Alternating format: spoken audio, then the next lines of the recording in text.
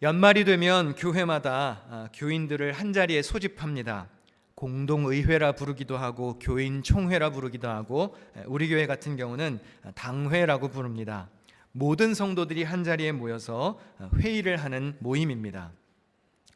당회는 모여서 보고를 하고 회의도 하고 중요한 의사결정을 합니다. 그리고 리더를 뽑는 자리입니다. 우리 교회가 가지고 있는 규약에 보면 다음과 같이 당회의 직무가 명시되어 있습니다. 첫 번째는 당회원 명부를 확인합니다. 그래도 1년에 한 번 명단은 출이라는 거고요. 각종 보고를 하는 시간이 있습니다. 아무것도 안 했는지, 일을 했는지 점검하는 거죠. 신천 임원도 뽑고 부서와 팀 조직도 인준하고 선교회장, 청년회장도 인준하고 속회를 조직하고 속장을 임명하고 선교사를 파송하거나 입회, 퇴회, 제명을 의결하기도 하고 또 교회의 역사를 업데이트하고 연역도 정리합니다. 또 교회의 규약을 제정하거나 개정하거나 추가하는 것도 당회가 하는 일입니다. 성경에 이렇게 의회를 만들라고 자세하게 나와 있지는 않습니다.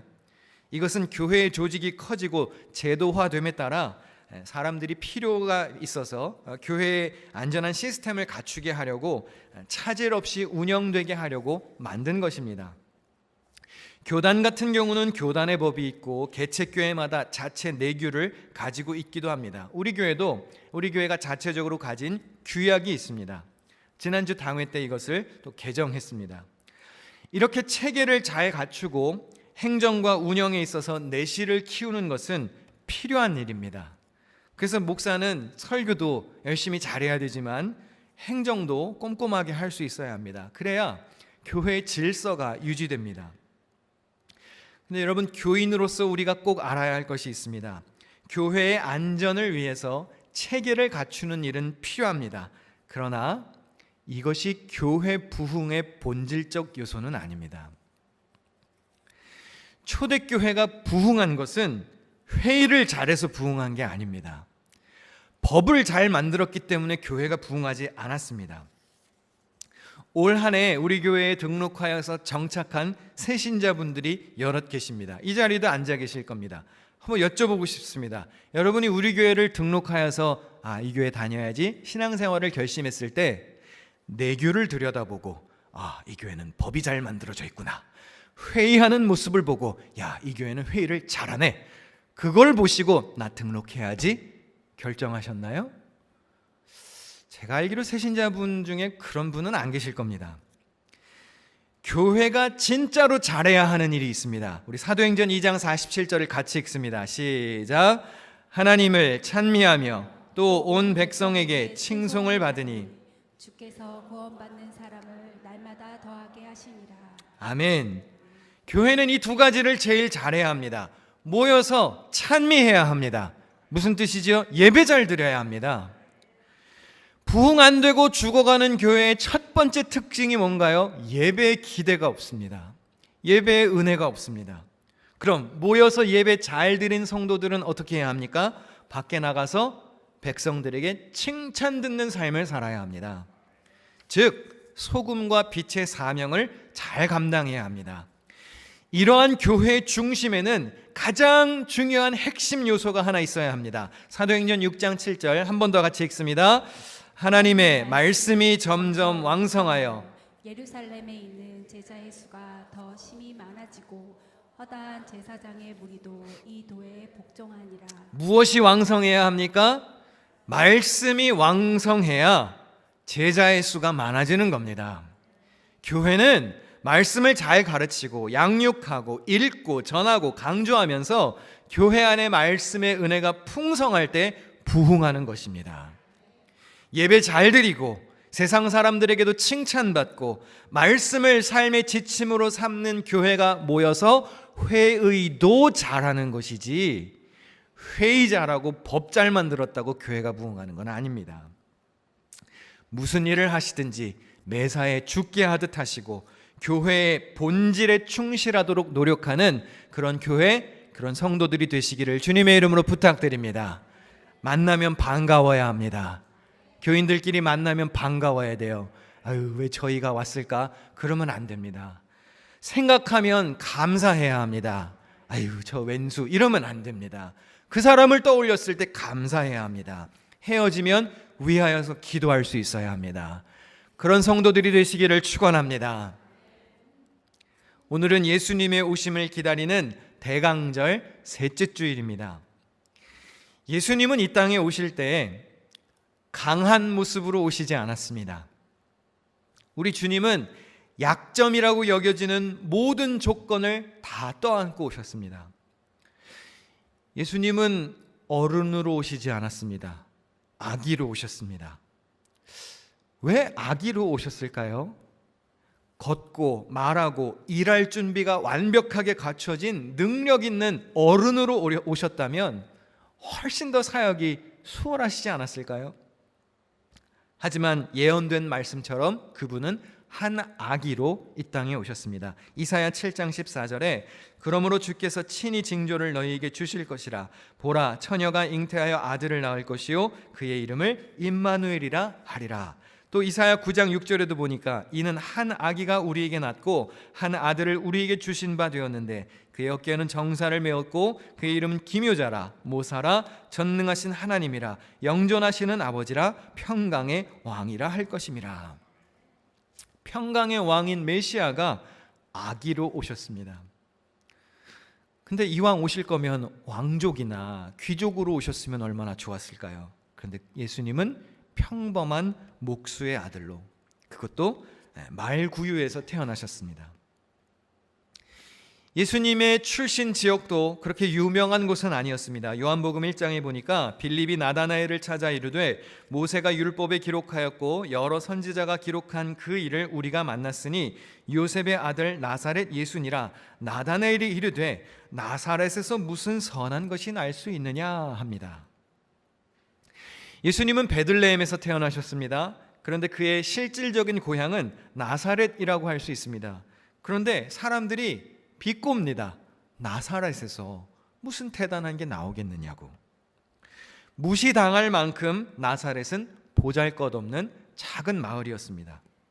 심지어 그 나사렛 고향 땅에서도 나중에 예수님은 배척당하셨습니다. 예수님은 갈릴리 지역을 자주 방문하셨지요.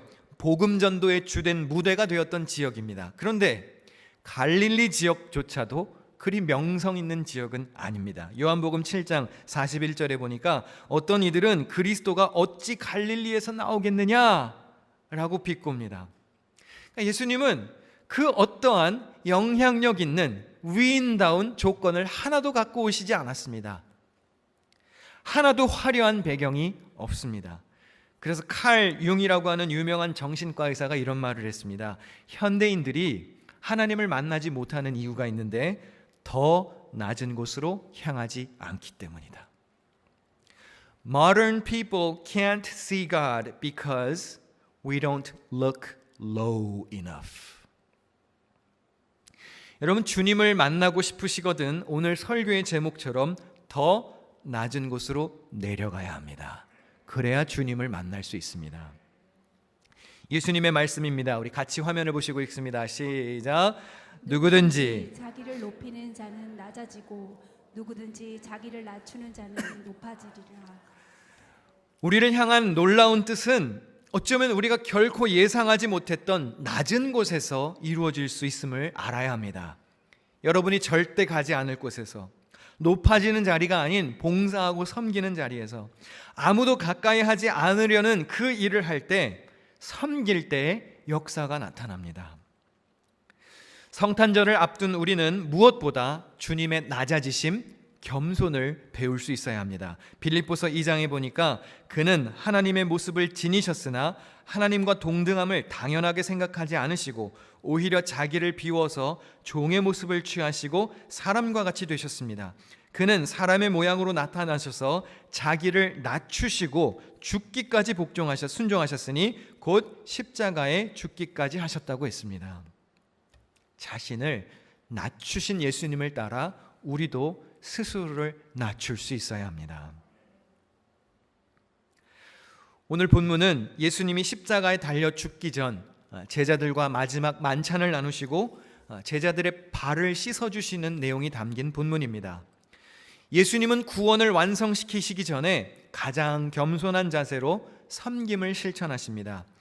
우리 본문 조금 더 앞에 있는 4절과 5절을 함께 읽어보시겠습니다. 시작. 저녁 잡수시던 자리에서 일어나 겉옷을 벗고 수건을 가져다가 허리에 두르시고 이에 대야에 물을 떠서 제자들의 발을 씻으시고 그 두르신 수건으로 닦기를 시작하여.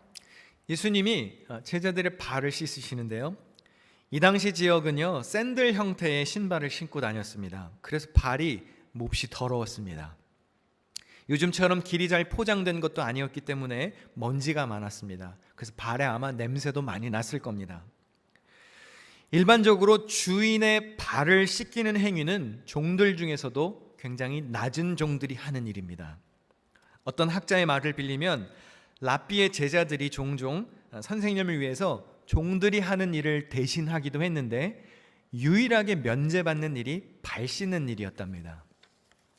그런데 제자도 아닌 선생님, 스승이었던 예수님이 제자들의 발을 씻어주셨습니다. 그리고 세족식을 마치신 예수님은 이렇게 말씀하십니다. 예수께서 제자들의 발을 씻겨주신 뒤에 옷을 입으시고 식탁에 다시 앉으셔서 그들에게 말씀하셨다. 내가 너희에게 한 일을 알겠느냐? 내가 지금 왜 너희들의 발을 씻어주었는지 그 의미가 무엇인지 너희들은 아느냐고 물으십니다. 그리고 이렇게 답변을 해주시는데요, 선생인 내가 너희의 발을 씻겨주었으니 너희도 서로 남의 발을 씻겨주어야 한다. 내가 너희에게 한 것과 같이 너희도 이렇게 하라고 내가 본을 보여준 것이다. 선생님이 제자의 발을 씻기는 것은 당시 전통이나 관습에 맞지 않습니다. 그러나 예수님은 섬김의 본을 보여주시면서 내가 이렇게 했으니 너희도 그렇게 하라고 말씀하십니다. 사랑하는 성도 여러분, 교회는요 세상과 기업이나 국가에서 일을 하는 방식과 다르게 일하는 곳입니다. 교회이기 때문에 그렇다는 점을 알아야 합니다. 교회는 모든 판단 기준이 법이 아닙니다. 성경 말씀입니다. 하나님의 뜻이 있기 때문에 교회가 일하는 방식은 세상과 다른 겁니다. 하나님의 법칙은 무엇이냐? 대접받아 마땅한 자가 오히려 낮아져서 섬기는 것이 말씀의 법입니다. 정당함의 개념 자체가 출발부터 달라요. 교회는 그래서 투명성이 없더라도 때로는 약자들이 상처받지 않기 위해서 가려야 할 때가 있습니다. 내가 그 이유와 과정을 다 몰라도 깔아! 투명하게 해라! 못할 수 있어요. 왜? 약자를 보호해야 하니까요. 사랑의 이유가 있는 겁니다. 교회가 일을 하는 방식은 세상과 다른 거예요. 세상은 랍비가 제자의 발을 씻기지 않습니다. 그게 세상의 법칙입니다. 선생은 존경을 받고 대우를 받습니다. 그런데 예수님은 거꾸로 하셨습니다. 스승이 제자를 섬기셨고 발을 씻기셨고 이것이 본이라고 말씀하십니다. 여러분 생각해 보십시오. 인류의 구세주가 하나님 자체이신 그분이 허리를 굽혀서 피조물을 섬기셨습니다. 그런데 그게 본이랍니다. 그리고 그렇게 하랍니다. 무슨 뜻인가요? 이게 기준이라는 겁니다. 평화의 왕으로 이 땅에 오신 예수님이 그렇게 하셨으니 세상이 어떻게 하든지 말든지 그거는 상관없고 너희들 토달지 말고 이렇게 하라는 겁니다. 세상의 방식과 다르지만 주님의 뜻이기에 우리는 아멘하고 순종해야 하는 것이죠. 여러분, 예수님의 뜻은 오늘 설교 제목처럼 더 낮은 곳으로 고개를 파묻는 것이었어요. 오늘 읽은 이 말씀은 제가 10년 전에 안수를 받으면서 섬김의 삶을 살겠다고 결단했던 본문이기도 합니다. 이제 목사가 되니 내가 예수님처럼 목회자로서 섬김을 삶으로 실천해야 되겠다. 세상을 섬기고 교회를 섬기고 성도들을 섬기기 위해 나는 부름받은, 즉 섬김은 나의 밥그릇이니 예수님처럼 섬기면서 살아야지라고 결단했던 본문이기도 합니다. 목회자의 손에서 섬김이 떠나가는 순간 저는 사명을 잃고 마는 것이겠죠. 제가 종종 이렇게 주변 사람들에게 하는 말이 있는데요. 저는 이렇게 좋은 일을 하려는 사람들의 선의를 말리지 않습니다. 그래서 좋은 일을 하겠다 그러면 그냥 하세요 그럽니다. 여러분 식당에서 식사하시고 나서 가끔 그런 경우 있지 않나요? 종업원이 와서 아니면 카운터 앞에서 서로 계산하시려고 카드 들이밀면서 이걸로 계산해 주세요. 아유 무슨 소리예요? 오늘은 내가 대접하는 날이에요. 아니 이쪽에서 아니에요. 그러면 안 되죠. 이러면서 막 서로의 카드를 들이미는 경우가 있어요. 너무 아름다운 모습 아닌가요? 그럼 종업원이 좀 난감해해요. 어느 선생님 카드를 가져가야 되나요? 저는 좀 답답할 때가 있어요. 제가 직원이면 너무 쉽게 그 문제를 해결해 드릴 수 있을 것 같아요. 그렇게 내시고 싶으시면 다 내세요 이러고 다 한 번씩 결제를 하면 될 건 아니겠습니까? 문제는 모두가 내려는 게 문제가 아니고요, 아무도 안 내려고 할 때가 문제입니다. 그때부터 눈치 게임이 시작되는 것이죠. 화장실을 갈까? 지갑을 차에 두고 왔다고 할까? 모두가 내려고 하는 것은 아름다운 모습입니다. 그리고 그럴 때는 누구 카드를 갖다 긁어도 욕먹지 않습니다. 왜? 다 내려고 하니까요. 저는 교회는 그래야 한다고 생각해요. 모두가 나서서 하려고 할 때 누가 해도 상관이 없는 겁니다. 일하려는 사람이 있으면 저는 기쁘게 시킵니다. 그렇게 원하시면 일하세요. 애써 굳은 일을 하려는 사람들의 선의를 저는 막지 않습니다. 섬기는 게 문제가 아닙니다. 안 섬기려고 할 때가 문제죠. 제가 목사가 되고 교회에서 이제 사역을 하다 보니까 저의 사명이 섬김임에도 불구하고 성도들이 목회자를 아껴주시는 마음에서 목회자가 섬김을 받는 경우가 자주 있습니다. 뭐 식사를 사주시기도 하고 뭐 이렇게 선물을 주시기도 하고 이렇게 섬겨주실 때가 많이 있습니다. 참 감사한 일이죠. 부족한 종을 귀히 여겨주시는 것이니까요. 하지만 때로는 겁이 날 때도 있습니다. 섬김을 받는 것이 익숙해질까 봐. 섬김을 실천하기 위해서 내가 부름을 받았고 예수님을 따르기 위해서 내가 결단을 했는데 이 결단한 첫 마음을 잃어버릴까 봐 두려울 때도 있습니다. 대우받는 게 당연하다고 여겨지는 순간이 올까 봐. 저의 본분은 예수님처럼 더 낮은 곳으로 내려가는 것입니다. 하나님을 사랑하고 이웃을 섬기고, 이러한 저의 사명을 사실은 교회도 성도도 내 자신도 빼앗겨서는 안 됩니다. 그런데 이 섬김은 여러분의 사명이기도 합니다. 예수님이 제자들의 발을 씻겨주시면서 이제 됐다 하지 않으셨습니다. 분명히 서로를 위해서도 발을 씻어주라고 하셨습니다. 무슨 뜻이죠? 서로를 위해서도 겸손하게 낮아지라고 하셨습니다. 내가 이렇게 한 것처럼 너희도 서로 그렇게 하라고 말씀하셨습니다. 그렇다면 예수님이 낮은 곳으로 오셔서 겸손을 보이신 이유는 보고 와 멋있다 감상하라는 게 아니죠. 너희들도 그렇게 똑같이 하라는 거예요. 그런데 우리는 선뜻 우리 자신을 낮추지 못합니다. 왜 그렇죠? 내가 먼저 고개 숙이면 자존심 상하니까. 내가 먼저 굽히면 저 사람이 나를 무시할까 봐. 근데 여러분, 우리가 꼭 믿음을 가진 사람으로서 기억해야 할 것이 있습니다. 사람의 권위는 사람이 주는 게 아닙니다. 우리 시편 말씀을 한번 같이 읽어보시겠는데요. 천천히 화면 보시고 함께 읽습니다. 시작. 높이 세우는 그 일은 동쪽에서나 서쪽에서 말미암지 않고 남쪽에서 말미암지도 않는다.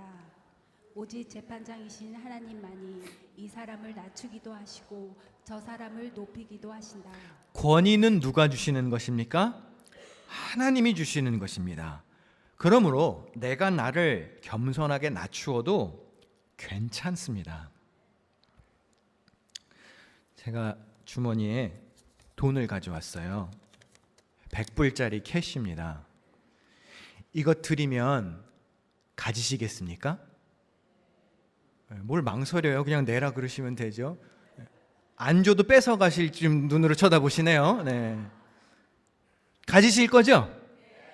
그럼 제가 이거를 접고 꾸기고 발로 이렇게 밟아서 드리면 그래도 가지실 건가요?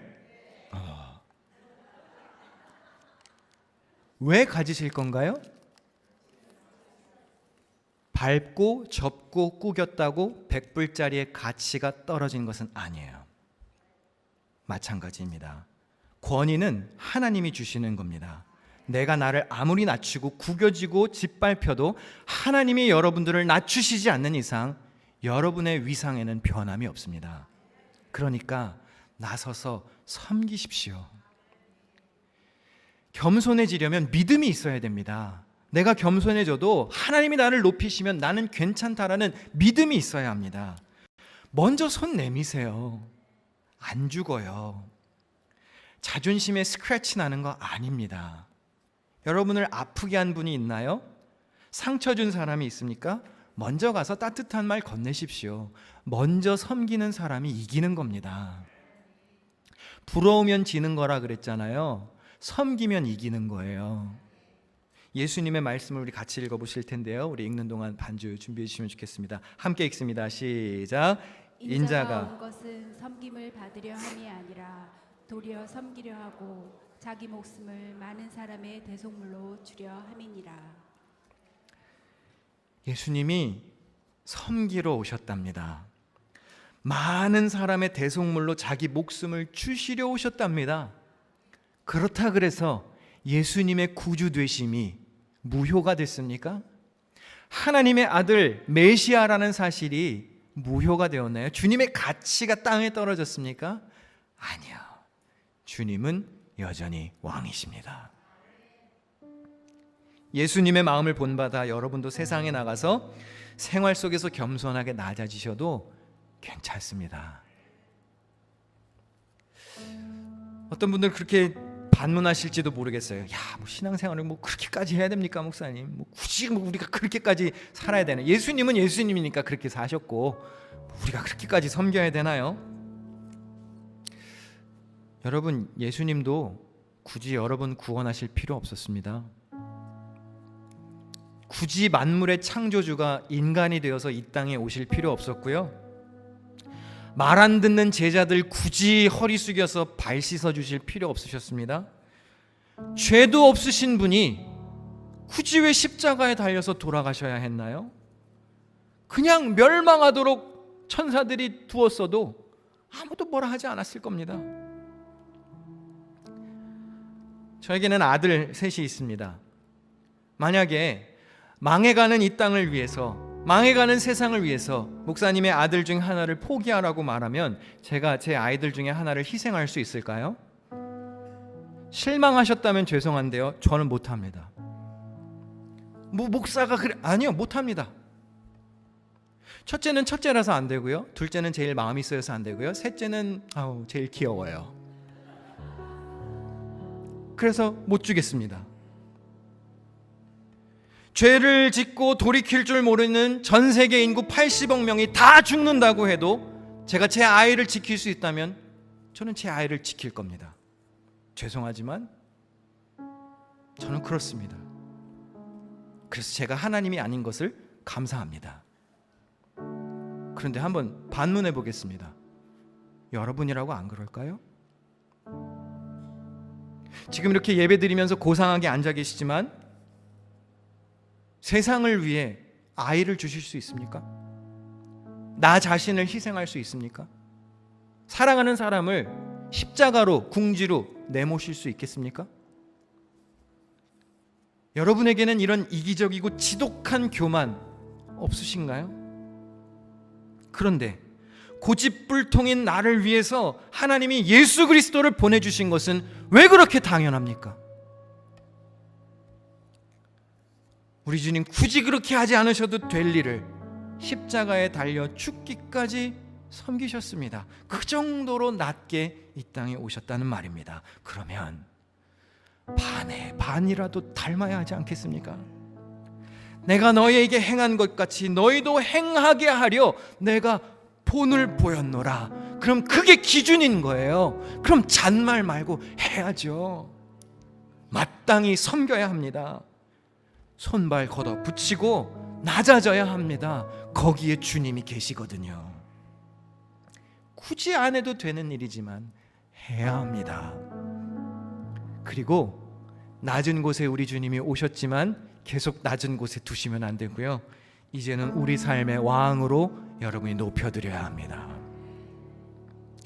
예수님께서 본을 보이신 것을 가치 있게 만들어 주십시오. 그래서 세상에 나아가서 여러분도 주님을 닮아 섬김의 주인공으로 살아가시기를 주님의 이름으로 부탁드립니다.